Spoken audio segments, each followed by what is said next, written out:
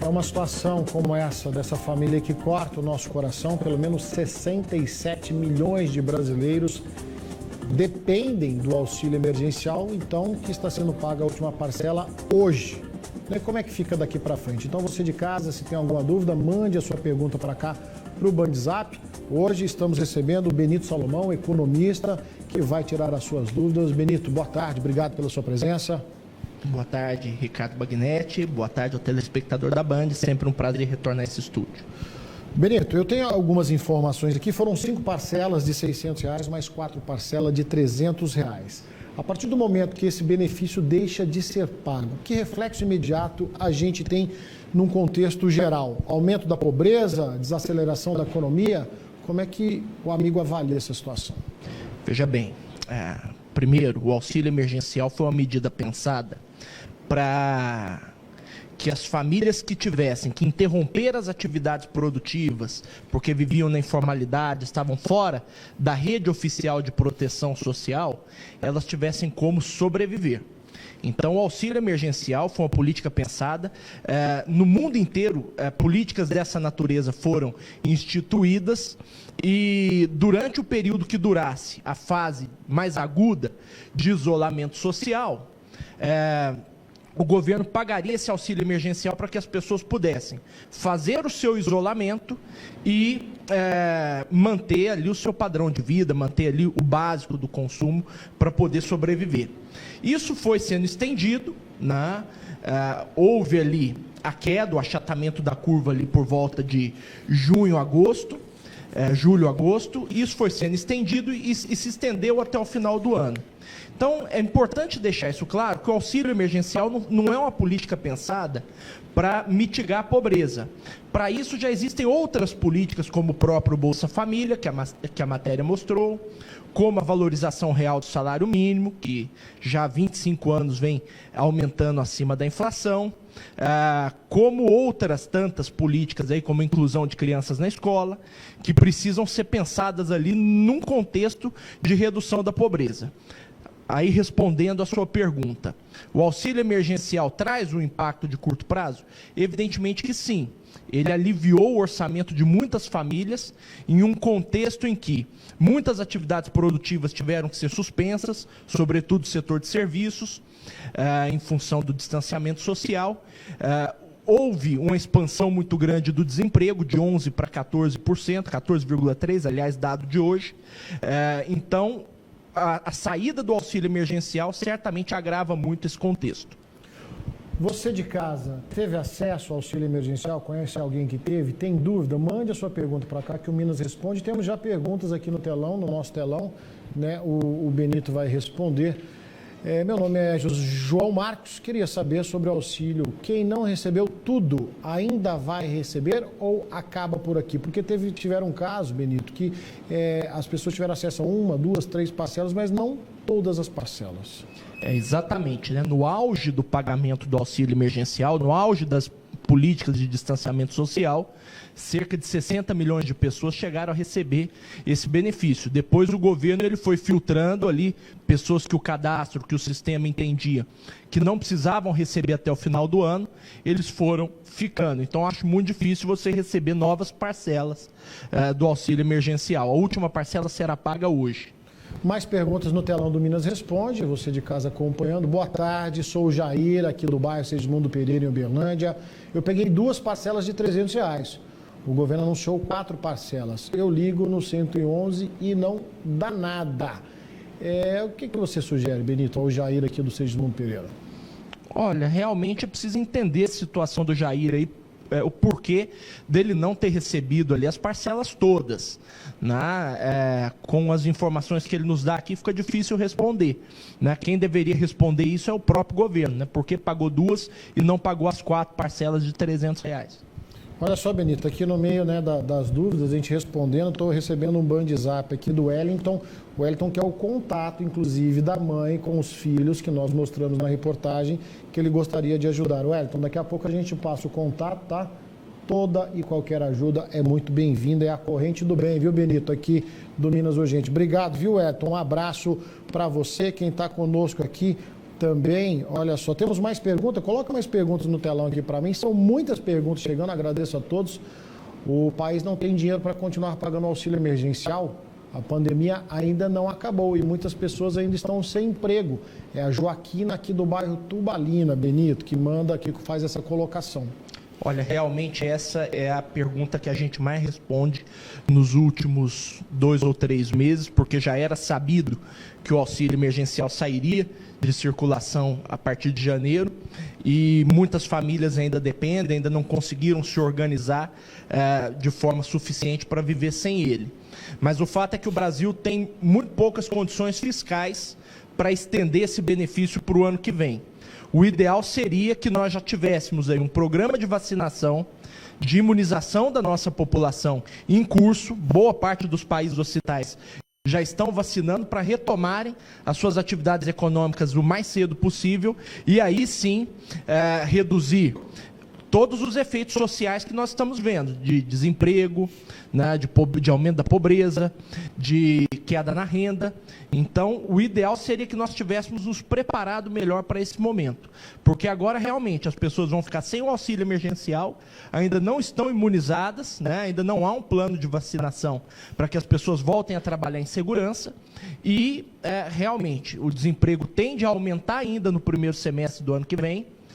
Alta dos alimentos é um fator que tem agravado muito essa situação de quem depende de políticas assistenciais como o Bolsa Família e o próprio auxílio emergencial, porque uma parte cada vez maior desses benefícios tem sido separada ali para pagar a alimentação, que é um bem básico, mas realmente não há condições fiscais. O Brasil, o contribuinte, porque o dinheiro do auxílio emergencial é o dinheiro dos impostos, o contribuinte ele não tem condições de sustentar o pagamento de mais parcelas de auxílio emergencial ao longo do ano. Benito Salomão, economista, participando hoje do Minas Responde, tirando as suas dúvidas. Estou recebendo aqui, Benito, inclusive uma colocação da Eliane de Ituiutaba, mas antes de fazer a pergunta dela, eu até que gostaria de aproveitar quando você disse que a tendência é que o desemprego aumente a partir de agora, até com o fim do auxílio emergencial. Em muitos casos, por exemplo, as pessoas perderam o emprego, passaram a receber o auxílio emergencial e dentro dessa renda, eles não procuraram mais emprego. Agora eles são obrigados a voltar aí, a gastar sola de sapato atrás de uma vaga de emprego. E esse movimento vai fazer com que aumente esse índice de desempregados no Brasil? Exatamente, né? A nossa projeção é de algo próximo de 16%. A taxa de desemprego no primeiro semestre do ano que vem. Hoje ela é 14,3%. E é exatamente por isso, a metodologia do IBGE, ela não considera desempregada aquela pessoa que não procurou emprego no último ano. Então, muitas pessoas que estavam recebendo aí ou seguro-desemprego, ou auxílio emergencial, algum tipo de benefício, ou seguro-defeso, eles estavam fora das estatísticas do desemprego. A partir do momento que você tira o auxílio emergencial, hoje temos em torno de 45 milhões de pessoas recebendo, essas pessoas, boa parte delas vão voltar para o mercado de trabalho formal e vão exatamente passar a compor oficialmente a estatística do desemprego. Hoje elas estão no que nós chamamos tecnicamente de desalento, pessoas que não estão sequer procurando emprego. Benito, a Eliane de Ituiutaba, ela coloca o seguinte: ficou claro para muita gente que muitas pessoas tiveram acesso ao auxílio emergencial sem de fato ter necessidade desse dinheiro. Teve gente que pegou o auxílio, mas não precisava desse dinheiro. Será que esse dinheiro pago indevidamente não estaria fazendo falta agora para que se estendesse o benefício para quem de fato ficou sem renda durante a pandemia, que não acabou? Olha, nós vimos na imprensa muitos casos nesse sentido, mas eu quero acreditar que esses casos são os casos residuais, por erro de sistema, por algum erro, e muitos foram, inclusive, forçados a devolver esse dinheiro. Então, por exemplo, vimos ali que militares pegaram indevidamente o auxílio emergencial, vimos ali que funcionários públicos pegaram, mas são casos pontuais, isso não é a regra. Em geral, quem recebeu esse auxílio são pessoas que realmente dependem disso.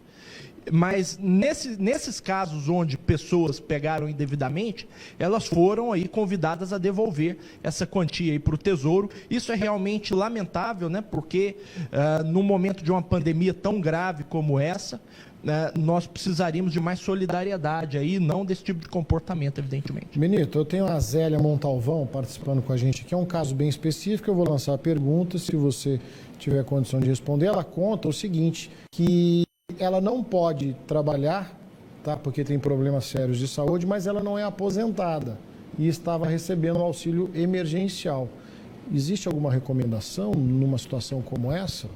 Bom, se ela não se ela não tem condições de trabalhar, clinicamente diagnosticada com isso, se ela foi contribuinte do INSS, ela deve procurar um advogado previdenciário e tentar a sua aposentadoria. Né? O melhor é que isso seja feito. Agora, é preciso ter mais acesso aos dados aí da Zélia, né? Para que se tenha certeza exatamente do caso dela. Existem políticas, como o próprio BPC, né, o benefício de prestação continuada, voltada a atender idosos e deficientes que não têm condições aí realmente de trabalhar. Não é o caso do auxílio emergencial. Tá certo. Mais perguntas então no telão do Minas Responde. Vamos acompanhar aqui a Luzia, do bairro Pequis. Qual a tendência do cenário brasileiro sem o auxílio emergencial? Olha, veja bem, Luzia, obrigado pela pergunta, Bagnete. Enfim, a tendência é de se transformar uma crise que, por causa da pandemia, era uma crise puramente humanitária, né? Uma crise de saúde pública, e se estender isso para o ano que vem como uma crise social. Então, a pobreza deve aumentar, a miséria deve aumentar, a fome, né? Nós não tínhamos grandes problemas de fome até meados dessa década. E, enfim, os problemas sociais eles vão se agravar no curto prazo, sim, e nós precisamos de pensar políticas públicas para, de certa forma, amortecer isso.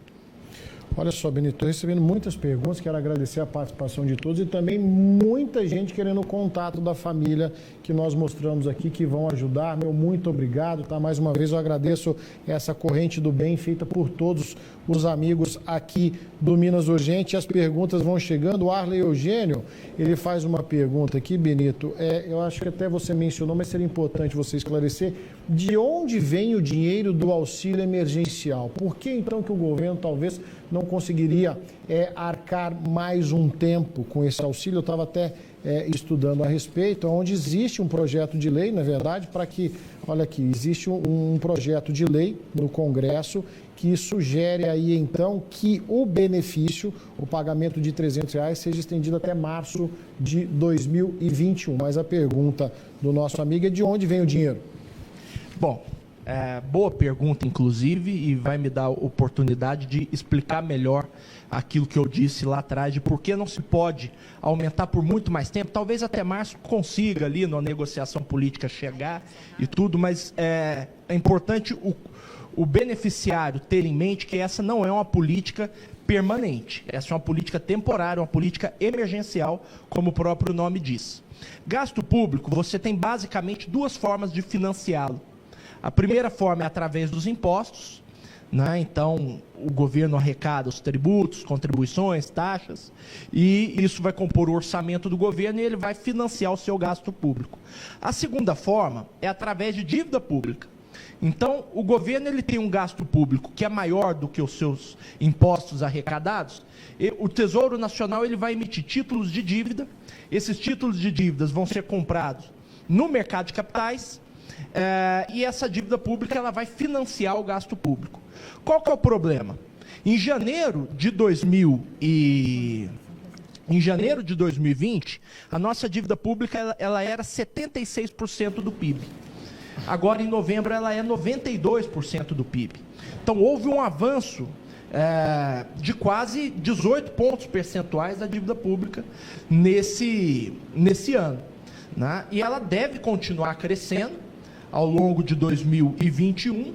E qual que é o problema? Dívida pública, quando o governo financia o seu gasto no presente por vias de emissão de dívida, dívida pública hoje ele é imposto amanhã.